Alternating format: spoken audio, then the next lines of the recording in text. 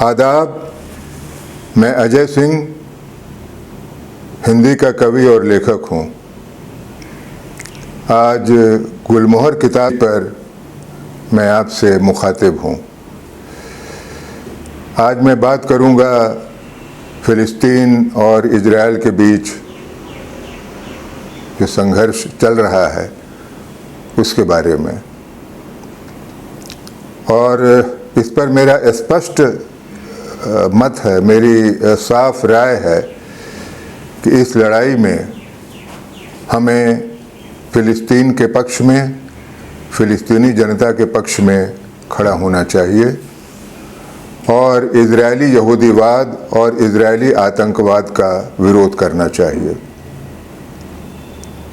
इस समय गज़ा में जो कुछ हो रहा है, जिस तरह से इजराइल ने हमला बोल रखा है फ़िलिस्तीन पर, गज़ा पर, और जिस तरह से लोग मारे जा रहे हैं, अपने घरों से उजड़ रहे हैं या उजाड़े जा रहे हैं, उसे सिर्फ और सिर्फ जनसंहार, जेनोसाइड ही बोला जा सकता है और इसे किसी भी कीमत पर रोका जाना चाहिए। इस बात को हम लोगों को समझना चाहिए कि इजराइल ने अमेरिकी साम्राज्यवाद के बल पर फ़िलिस्तीन पर जो कब्ज़ा कर रखा है और जिस तरह से उसने फ़िलिस्तीनियों के लिए और व्यापक अरब जनता के लिए जो मुसीबतें, कहर या विनाश लीला जो उसने पैदा की है, वो उसने वाकई एक मानवता के खिलाफ गंभीर अपराध है। फ़िलिस्तीन में इजराइल की जो भी कार्रवाइयाँ हो रही हैं, उन्हें सीधे सीधे मानवता के खिलाफ अपराध की श्रेणी में रखा जा सकता है, बल्कि रखा जाना चाहिए। और जिस तरह से फ़िलिस्तीनियों के पक्ष में दुनिया की सरकारों को, संयुक्त राष्ट्र संघ को हस्तक्षेप करना चाहिए था, जिस तरह से इजराइल को उसके आक्रमणकारी तौर तरीके से रोका जाना चाहिए था, वह फ़िलहाल नहीं दिखाई दे रहा। और इस वजह से फ़िलिस्तीनियों के लिए जो मुसीबतें हैं वो बेइंतहा बढ़ गई हैं। इजरायली यहूदीवाद के खिलाफ, इजरायली आतंकवाद के खिलाफ भारत समेत दुनिया के विभिन्न देशों में विरोध प्रदर्शन हो रहे हैं। ये विरोध प्रदर्शन फ़िलिस्तीनी जनता के पक्ष में हैं और इजराइल के खिलाफ हैं। यहाँ तक कि इजराइल में भी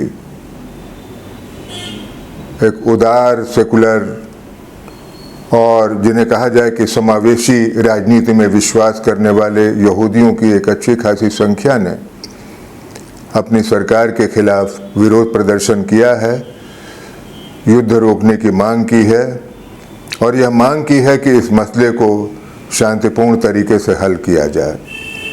इजराइल में भी इस कार्रवाई का, इस जो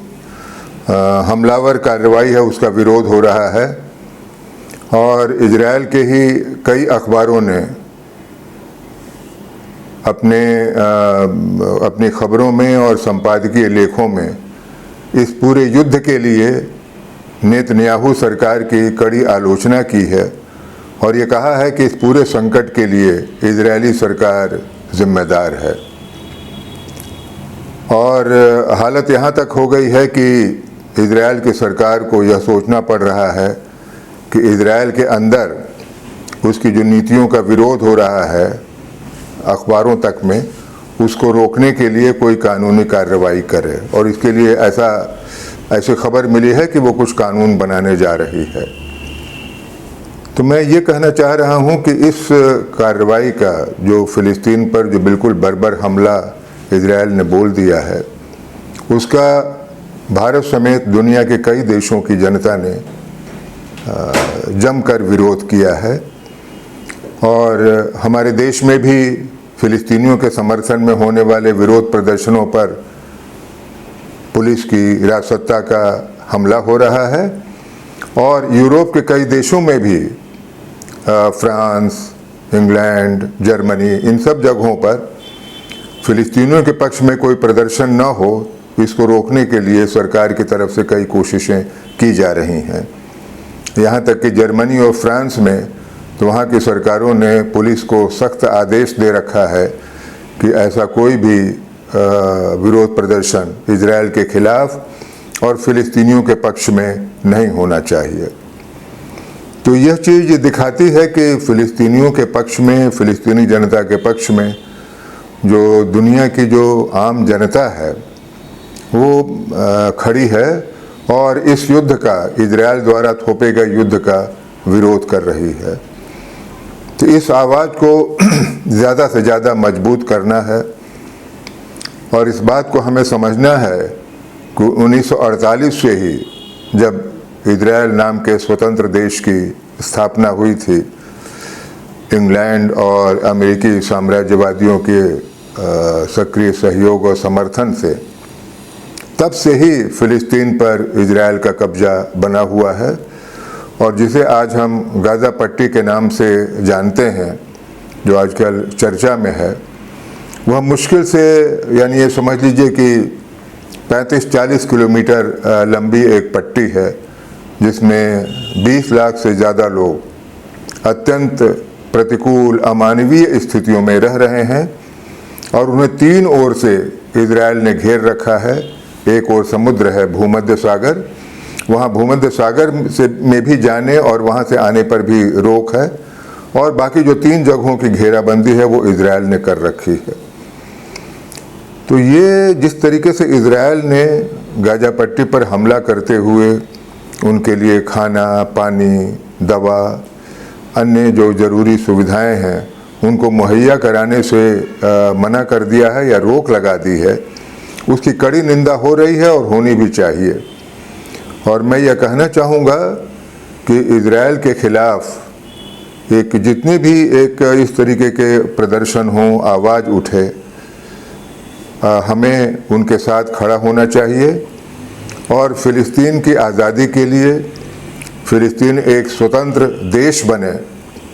इजरायली कब्ज़े से मुक्त, इसकी आवाज़ हमें बुलंद करनी चाहिए। और इस बात को ध्यान में रखना चाहिए कि फ़िलिस्तीन में इजरायलियों ने जिस तरीके से कार्रवाई की है, भारत सरकार जो इस समय हमारे देश में है, एक जो कट्टर फासीवादी हिंदुत्ववादी सरकार है, उसे बहुत खुराक मिल रही है और अगर यह सरकार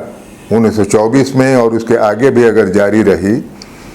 तो कोई ताज्जुब नहीं कि हमारे देश की जनता के खिलाफ, ख़ास करके कश्मीर में और अन्य जगहों पर जहां लोग अपने हकों के लिए लड़ रहे हैं, वहां वो बहुत कुछ उसी तरह की परिस्थिति पैदा करे जैसा कि इजराइल ने फ़िलिस्तीन में कर रखा है। जिस तरीके से उसने नाकाबंदी कर रखी है, हवा, पानी, खाना, दवा, सभी चीज़ों पर,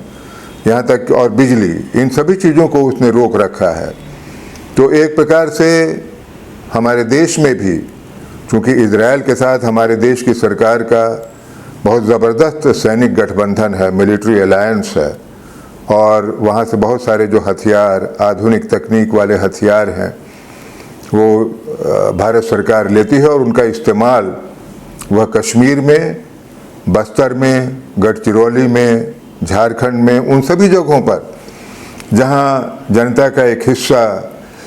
लड़ रहा है, वहाँ उन हथियारों का वो इस्तेमाल करती है। तो इसलिए इजराइल का विरोध करना सिर्फ फ़िलिस्तीनी जनता के समर्थन में ही खड़ा होना नहीं है, बल्कि हमें अपने देश की जनता पर जो भावी संकट की जो आशंका है उसके खिलाफ भी खड़ा होना है। तो इस बात को हमें ध्यान में रखना चाहिए कि इजरायली यहूदीवाद और इजरायली आतंकवाद को अमेरिकी साम्राज्यवाद का खुला समर्थन मिला हुआ है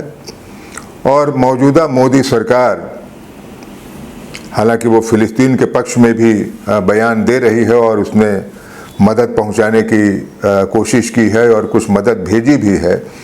लेकिन मोर और लेस वह इज़राइल के ही पक्ष में खड़ी है